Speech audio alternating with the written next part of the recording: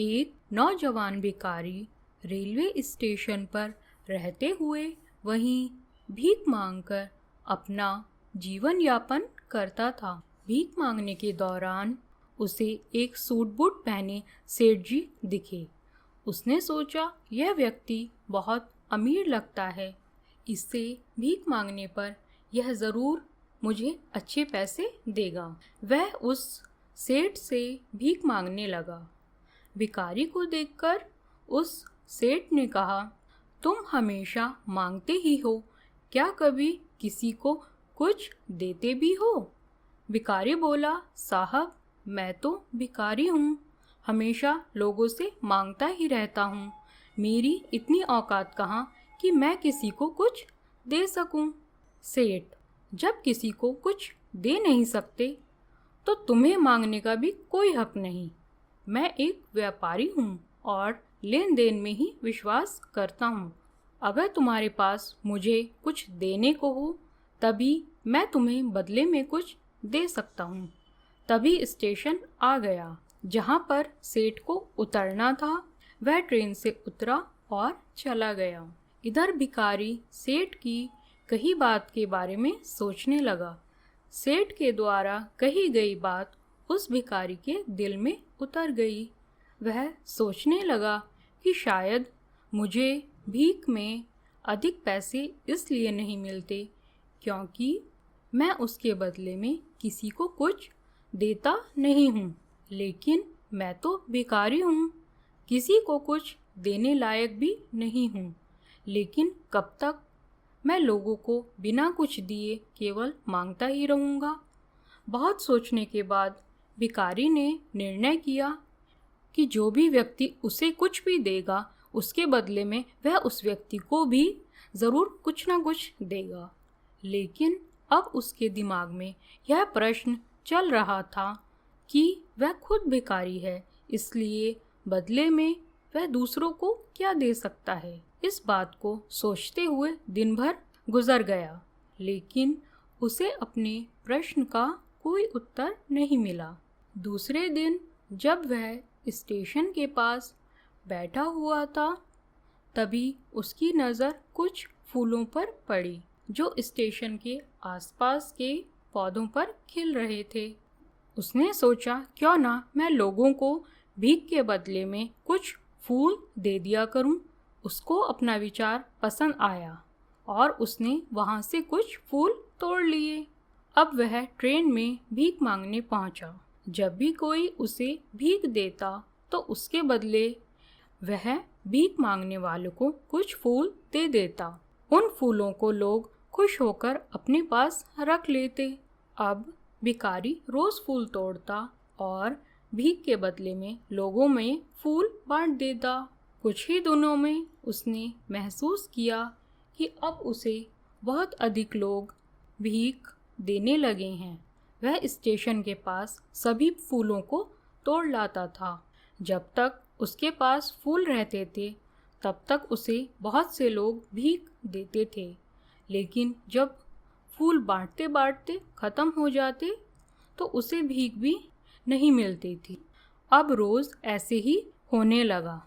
एक दिन जब वह भीख मांग रहा था तो उसने देखा कि वही सेठ ट्रेन में बैठे हुए हैं, जिनकी वजह से उसे भीख के बदले फूल देने की प्रेरणा मिली थी।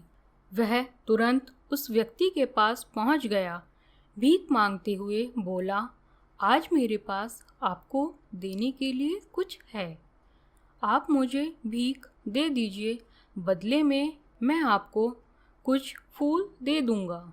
सेठ ने उसे भीख के रूप में कुछ पैसे दे दिए और भिखारी ने कुछ फूल सेठ को वापस दे दिए।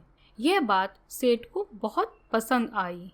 सेठ ने कहा, क्या बात है, आज तुम भी मेरी तरह एक व्यापारी बन गए हो। इतना कहकर फूल लेकर वह सेठ स्टेशन पर उतर गया। लेकिन उस सेठ के द्वारा कही गई बात एक बार फिर से उस भिखारी के दिल में उतर गई। वह बार बार उस सेठ के द्वारा कही गई बात के बारे में सोचने लगा और बहुत खुश होने लगा।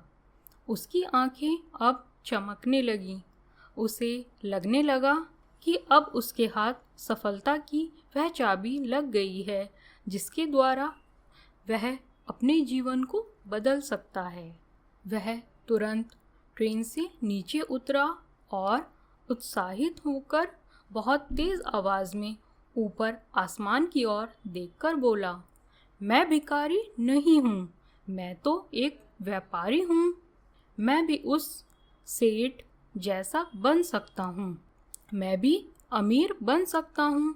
लोगों ने उसे देखा तो सोचा कि शायद भिखारी पागल हो गया है। 1 साल बाद इसी स्टेशन पर 2 व्यक्ति सूट बूट पहने हुए यात्रा कर रहे थे। दोनों ने एक दूसरे को देखा तो उनमें से एक ने दूसरे को हाथ जोड़कर प्रणाम किया और कहा, क्या आपने मुझे पहचाना? सेठ ने कहा, नहीं तो। शायद हम पहली बार मिल रहे हैं। भिखारी ने जवाब दिया, पहली बार नहीं, तीसरी बार मिल रहे हैं। सेठ, मुझे याद नहीं आ रहा। वैसे हम पहले 2 बार कब मिले थे? अब भिखारी मुस्कुराया और बोला, हम पहले भी 2 बार इसी ट्रेन में मिले थे। मैं वही भिखारी हूँ जिसे आपने पहली मुलाकात में बताया कि मुझे क्या करना चाहिए, और दूसरी मुलाकात में बताया मैं वास्तव में कौन हूँ। नतीजा यह निकला कि आज मैं फूलों का एक बहुत बड़ा व्यापारी हूँ और उसी व्यापार के काम से दूसरे शहर जा रहा हूँ। आपने मुझे पहली मुलाकात में प्रकृति का नियम बताया था, जिसके अनुसार हमें तभी कुछ मिलता है जब हम कुछ देते हैं। लेन देन का यह नियम वास्तव में काम करता है। मैंने यह बात बहुत अच्छी तरह महसूस की है, लेकिन मैं खुद को हमेशा भिखारी ही समझता रहा। इससे ऊपर उठकर कभी सोचा ही नहीं। जब आपसे दूसरी मुलाकात हुई तब आपने मुझे बताया कि मैं एक व्यापारी बन सकता हूँ। मैं समझ चुका था कि मैं वास्तव में एक भिखारी नहीं बल्कि व्यापारी बन चुका हूँ। दोस्तों, स्वयं को जाने, अपनी अंदर की आवाज़ को सुने। जैसा आप खुद को सोचते हैं वैसे ही बन जाते हैं।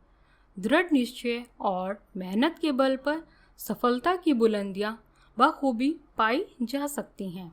दोस्तों, कैसी लगी आपको ये कहानी?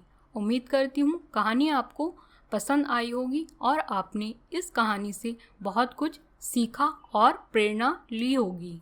ऐसी ही रोचक कहानियाँ देखने के लिए और नया नया सीखने